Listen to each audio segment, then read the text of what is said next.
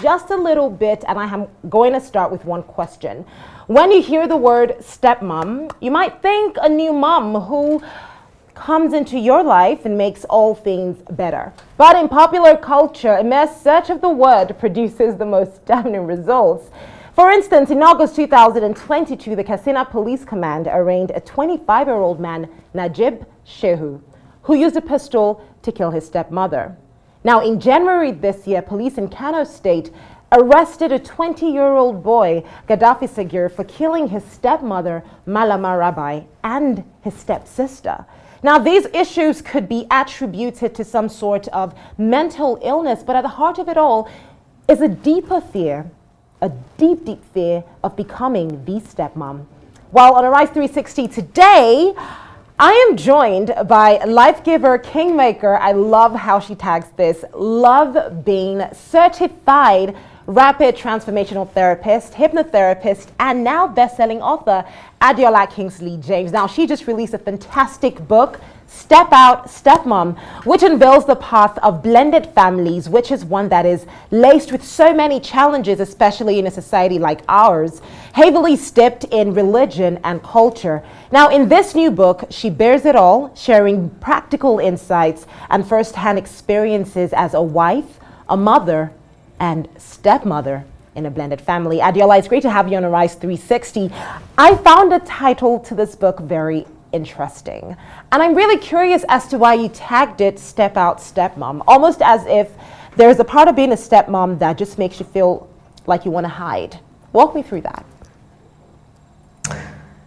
Hi, Kachi, and thanks for having me today. Yes, I titled it Step Out, Stepmom because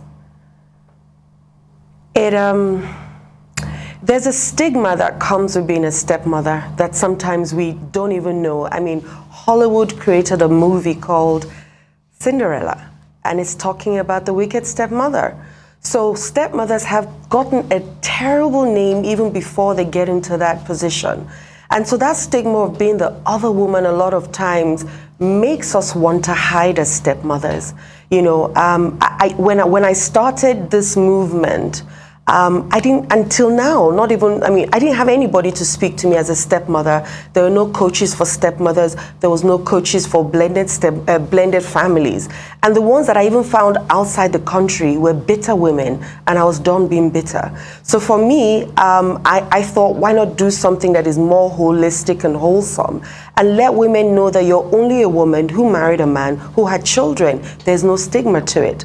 So for me, this is like my coming out saying, look, we're human beings as well. There's nothing negative that happens to us. We're not wicked. We're not any of those things. And it has nothing to do with the title or the role. It only has to do with the person. And once that person is fine, then everything else becomes okay. I agree with you more on this. I love the fact that you referenced Cinderella. I mean, if you think about it, Adeola, almost every Disney cartoon or fairy tale story has this image of, you know, the stepmom maltreating the lady, and then even in Nollywood, you know, the wicked stepmother who turns her stepchild to the housemaid, and then the housemaid meets the prince, and then she becomes wealthy, and then the stepmother's begging for forgiveness. You know, that that has really shaped our perception on what it means to be a stepmom. But now, Adeola, I want us to look at this introspectively. Yeah, let's look inwards. Is there something, and I want us to use Nigeria as an example. Is there something within us? Because I even have personal experiences from friends who would tell me different tales about their stepmoms. Is there something about us that just makes us maybe not just bad stepmoms, you know, in that sense, but just not so good people to other people's kids? Looking at it from that angle, because the ratio of great stepmom to stepmom, it's quite high. You have a lot of people with very, very scary stories on how they were raised by stepmoms. So my question, Kachi, is don't you also hear stories about how people were raised by their mothers? We do. We hear those stories, but that's the thing. So, but they're so different. Like, you know, it's almost as if, well, not my kid, not my problem. Well, okay, so this is how I'll respond to it, okay? And I'm going to use this sentence: hurt people hurt people. But the first thing we need to understand is hurt people hurt, okay? Now, if a hurt person is put in a place where their being hurt is heightened, what are you going to get? It's the same thing as if a love person is put in a place where their being love is heightened, what are you going to get? A lot of times as stepmothers, we already come into a place. Let me use myself as an example. My husband is a widower, or was a widower, right? And so first of all, I'm coming into a place where I don't even know if I have a space in his heart, because they were in love when she died. So is there a space for me? Let's start from there. And then, I mean, there's also divorce, there's other things, baby mama situation, and then you take on the children, and then they become your stepkids. So take a person like me who wasn't even sure if I had a space in his heart, right? Even if I felt love was enough, love wasn't enough, but I didn't know any better. And there was nobody trying to say, these are some of the things that you're going to go through as a person, you know. And then me as a person, and I'm glad to say it, I didn't even realize that I was also a broken person internally. I was also looking for love in all the wrong places. And I felt like with the examples that we see of what a marriage is, you're expecting that your spouse is going to be your everything, your all in all, your soulmate, your all, you know, your air conditioner and all those things. Now, he can't even be those things to himself, not to then talk of being those things to you. So now look at me. I'm in a place where I don't even know whether I have a place in his heart. He now is not meeting any of the expectations that I feel like I'm meant to have. And then I want to create this new family from a family that already existed, that I was not a part of. And then I have to also create a relationship with myself. I have to create a relationship with myself and him. I have to create a relationship with myself, him, the children. I have to create a relationship with myself, him, the children, his family. Then add my family. Then add her family. Then add our children. Can you please tell me how somebody who is not wholesome will handle that situation and excel in it? Honestly, Adeola, I have no idea, because when you break it down that way, it's interesting we're having this conversation, because I've always said to myself that, you know how I am, Adeola, by the way, I absolutely love how, based on how we've spoken about the kind of marriage you share with your husband, Kingsley James, I absolutely love what you guys share and how you both even communicate. And it all stems from the same thing you just mentioned about just being whole as an individual and not necessarily looking to somebody else to give you that wholesomeness for yourself. Now, I would always tell myself that, if peradventure, I really don't think it would be so terrible, to just end up maybe as a stepmom. I don't know, maybe a part of me is like, I don't know, but it's something I've nursed as an idea. But now hearing you break this down, it sounds like a lot. My dear. It does sound like a lot. But it's a lot. You have a workbook, Adeola, that I think you're attempting to help people work through this process. Because now from this, I believe that stepmoms watching the show might even begin to understand that it's absolutely normal to feel frustrated, especially when the kids are not momming you and giving you all the love you expect. It is completely normal to feel frustrated, isn't it? And react because you're hurt, because hurt people hurt people. See, with regards to children, nobody actually puts these children in the forefront and asks them questions. I certainly didn't ask my children, how do you want to be loved? I didn't know them. But, as adults, we think, children are meant to we command children and children do whatever we ask them to do. But they're human, they're little human beings. They've got feelings too, they've got emotions. My stepdaughter at 8 years old still used to sleep in my husband's room. And then this yellow pawpaw now shows up and says she should go to her room and now is no longer her space. Without actually putting her emotions in consideration. But then don't forget, I was also hurt. So there was no way, if I couldn't put my own emotions on the table and work on it, I couldn't do it for her. And not just for her, even when my own child came, I couldn't be whole for her, you know. And so the workbook for me were things that I had to go through. So the first thing was first taking ownership, taking responsibility for my life and the way that I have turned out and why I have turned out that way.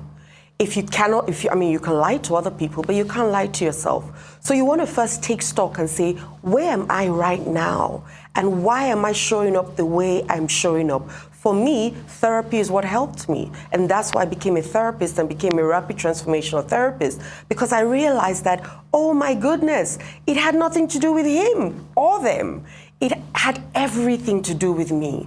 And it's not their responsibility to make me happy or make me whole. That's my responsibility.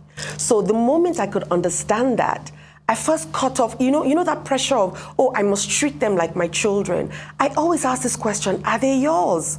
And the answer is no. However, can you treat them with respect and regard?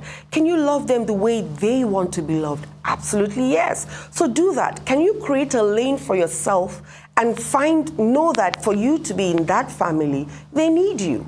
Okay, and even if they don't need you in the way you want them to need you, and which is also another problem, because if you're expecting people to always need you, then there's a hole in you, there's a void you need to go and fill up, and it's not the children, neither is it the husband's problem, it's your problem. So that's what this workbook is. It's taking you through the different steps, taking you through the different phases. I mean, there's forgiveness, there are different things, you know, your non-negotiables, self-love, your mindset, different things in the book. So, and each chapter, there's also a course I created, because each chapter or each step has work for you to do, and also like home plays, and it will teach you step by step on how to be wholesome, so that you can give your stepchildren and children the best. Because if you don't find yourself, you cannot help your children or stepchildren find themselves. Adeola, before I let you go today, I do have to ask, because while you are a stepmom who is interested in making sure you can be the best stepmom that you can be for yourself, for your family, there are some people out there who really just don't care, really. And there are stepchildren as well who would like them to care. But then at the same time, because they don't care, they might not be interested in this entire process. So on the other end of the spectrum is the stepchildren. This book is for the stepmom, but how would you say they can also benefit in some way from this lesson? Because definitely, I believe that with stepmoms and with stepkids, these are two parallels that equally need some type of, support in learning how to deal with this relationship. It depends on how old the child is. If the child is less than 16, for example, they still need their parents' consent to be able to see anybody. So what I'll say is reach out. But the way I've written this workbook, to be honest, anybody can use it.